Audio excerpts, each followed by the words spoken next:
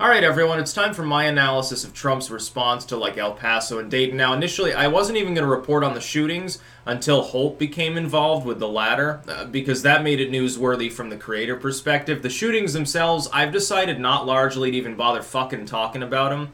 I don't even want to use the names of the shooters because that gives them attention. It creates potentially the problem of copycatting, although that's more scant than some people believe.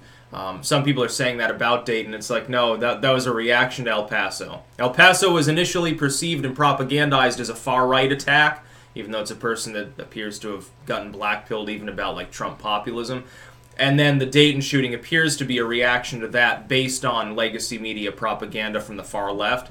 That's what it appears to be. It doesn't take a rocket scientist to figure that's the probable cause. It's funny because then they start rambling about the rape list as though it's impossible for someone on the far left to be totally misogynistic or something, or violent in general. They just can't wrap their minds around it because of propaganda. They've been totally brainwashed. Anyway, Trump's response, which I by and large disagree with entirely, is, I believe, part of his strategy. Strategically, it's wise, but you have to call out the proposal anyway as though it wasn't just tongue-in-cheek strategy.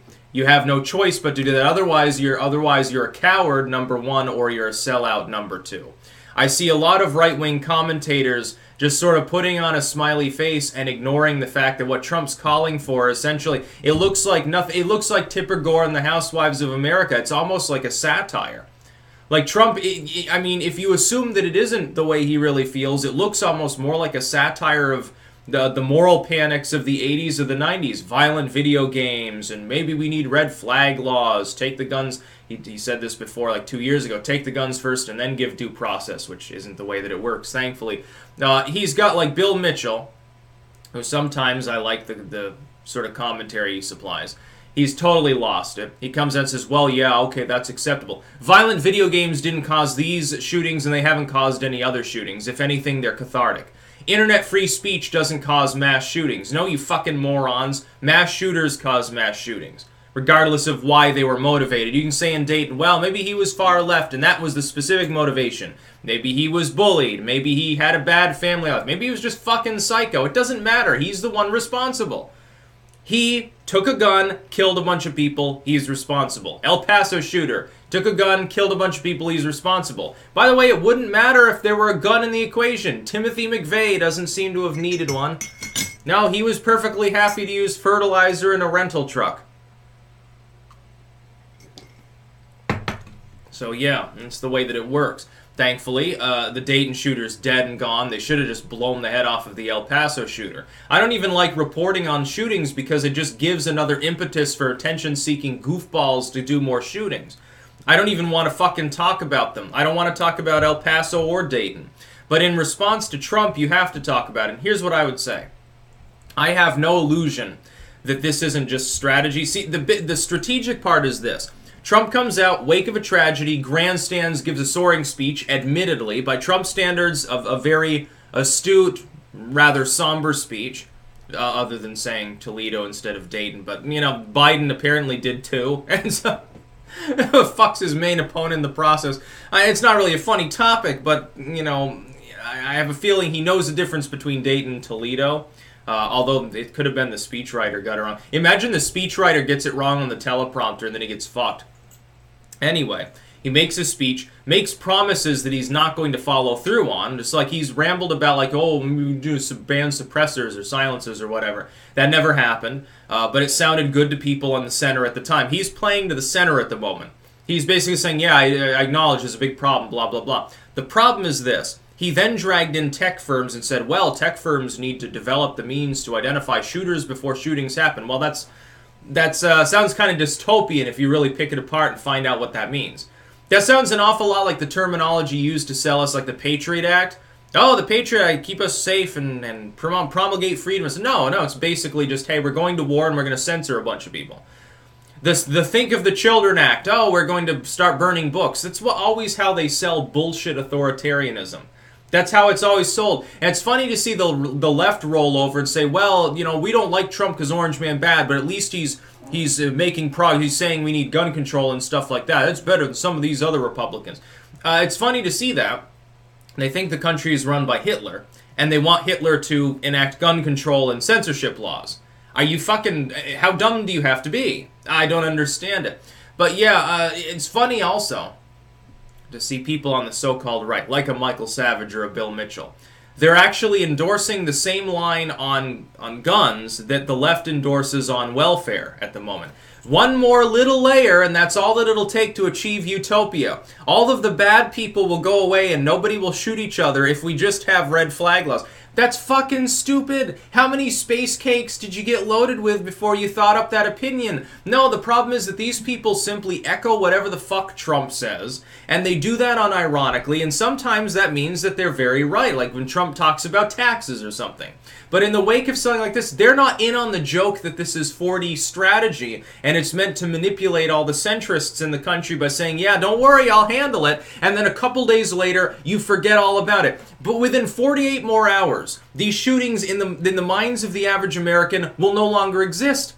They won't care about them. They're not going to expect a response. They don't have the attention span. It's not a major enough event for them to care. Unless you have another and another and another, like day in and day out, and then they get desensitized to it. Trump knows this. He's not fucking dumb.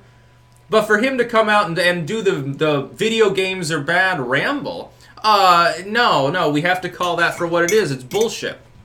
And that's the line that was parroted by every soccer mom in the 90s.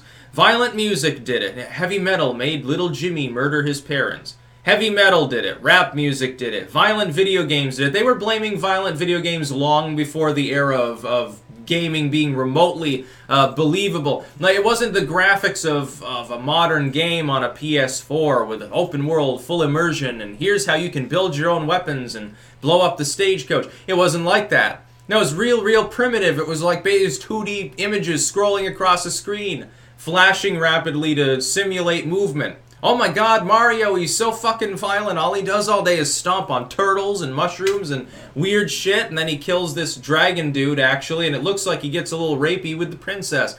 I mean, these things have been said for a very long time. They don't need modern gaming. As for the internet, they've been blaming the internet since day one for problems. The internet, if anything, has been correlated with a reduction in violent crime, not just in the US, but in many parts of the world. The idea that changing things that already work is a good idea, I think I disagree with.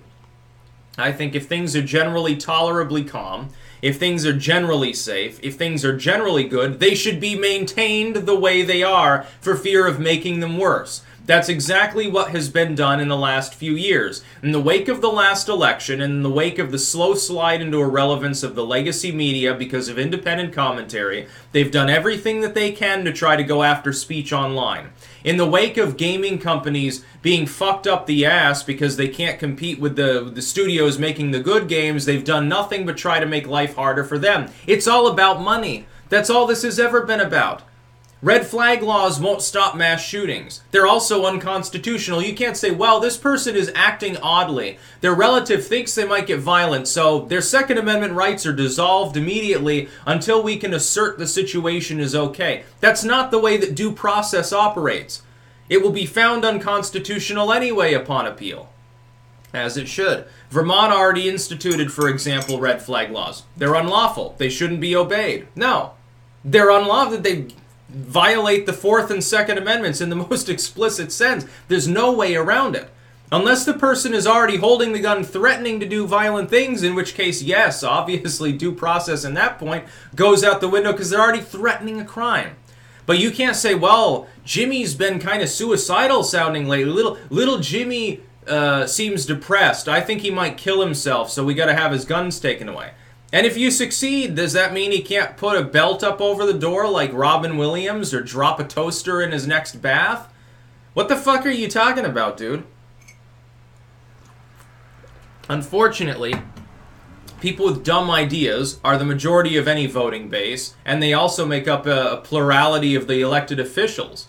People who are either scummy and corrupt or completely fucking divorced from reality. They actually believe that video games cause violence despite decades of evidence to the exact contrary. They believe free speech online is a problem. They don't look at the Dayton shooter retweeting Salon and Vox and Right Wing Watch, but they'll look at some random goofball who commits a crime after watching Paul Joseph Watson or Styx Hexhammer. That is sensible. There's a correlation. In fact, there's causation there. In the opposite case, though, no. Just paying attention to some news sites. Totally didn't get radicalized by people saying, yeah, there's an army of evil white supremacist Nazis trying to kill everyone else in the world. And it's okay to punch people and stuff like that. Hashtag resist. No, that doesn't incite anyone, dude. By the way, that should be legal too.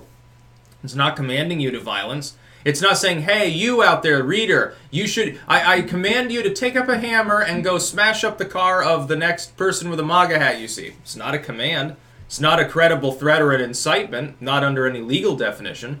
Maybe if it's coming from a for-profit corporation, they should be held to a higher standard. They can cause a lot more damage. A group with 1 million subscribers to their magazine or whatever can cause a lot more violence potentially if they say something like that than some fucking YouTuber can. The legacy media may be disappearing, but it is still lopsided. They're the ones with the money. They're the ones with the cable and radio presence for the most part. Why aren't they being held to a different standard? Why are you talking about some random commentator? Obama comes out, gets hashtag my president, even though he's not, thankfully, anymore. Obama, who had AP journos spied on, who droned tens of thousands of kids in the Middle East, who was a fucking total sellout to liberalism, didn't close Gitmo, and was basically a fucking economic failure. Obama comes out and says, well, we need to reduce the influence of white supremacist websites. What white supremacist websites are you talking about? 8chan? Look, they've just issued a response showing the manifesto wasn't actually posted there. Apparently it was confirmed by law enforcement. They're getting deplatformed under false premises. It's an attack on free speech and free expression because the lamestream sites don't like anonymous posting. Because it competes with them and it makes their algorithms harder to manage. That's the only reason why 8chan is being deplatformed right now. Not because it's overwhelmingly run by Nazis like fucking Cloudflare presents. Bull fucking shit. Have to make a whole separate video just on why people should stop using Cloudflare. There are alternatives. Fucking use them. You say, oh, it might cost a little bit more per month. Fuck it. Who gives a fucking shit? You know how much more it's going to cost for you to move your website to another country and hire a whole new staff because the Western framework completely dissolves because groups like Cloudflare decide to censor everything? It's going to get to the point where you might as well just move to the Chinese internet because it'll be fucking less censored than the Western one. It's fucking stupid. That's about all. Peace out.